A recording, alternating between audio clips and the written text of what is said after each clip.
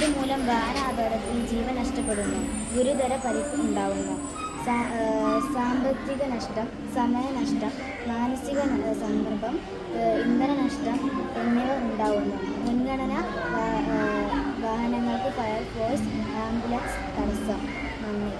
റോഡിൽ ഉൾക്കൊള്ളുന്നതിലധികം വാഹനങ്ങൾ, റോഡുകളുടെ ചുരുങ്ങിയ വീതി, റോഡ് മെയിൻ്റനൻസ് കുറവ്, ട്രാഫിക് സിഗ്നൽ ക്രമക്കേട്, തെറ്റായ പാർക്കിംഗ് വീതി, അനിയന്ത്രിത പരിഹാരമായി പ്രധാന നിർദ്ദേശങ്ങൾ: ട്രാഫിക്കിന് നിയമം കർശനമായി പാലിക്കുക, റോഡുകൾ വിപുലീകരിക്കുക, പൊതുഗതാഗതം പ്രോത്സാഹിപ്പിക്കുക, കൃത്യമായി പാർക്കിംഗ് നടപ്പിലാക്കുക, റോഡ് മെയിൻ്റനൻസ് കൃത്യമായി നടപ്പിലാക്കുക, സ്മാർട്ട് ട്രാഫിക് സിസ്റ്റം.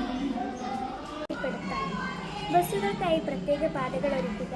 നഗരത്തിലെ പ്രധാന റോഡുകളിൽ ബസ്സുകൾക്ക് മാത്രമായി പ്രത്യേക പാത ഒരുക്കിയാൽ ട്രാഫിക് ബ്ലോക്ക് കുറയ്ക്കുകയും ബസ്സുകൾ കൃത്യമായ സമയത്ത് എത്തിക്കുകയും ചെയ്യും.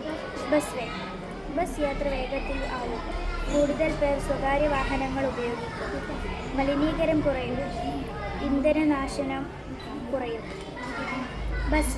മറ്റ് വാഹനങ്ങൾ പ്രവേശിക്കുന്നു നിയമവിരുദ്ധമാക്കുക. ബസ് യാത്രകളുടെ സമയം ആപ്പ് മുഖേന യാത്രകൾക്ക് ലഭ്യമാക്കുക. ക്യാമറ നിരീക്ഷണം സംവിധാനം ഉപയോഗിച്ച് നിയമലംഘനം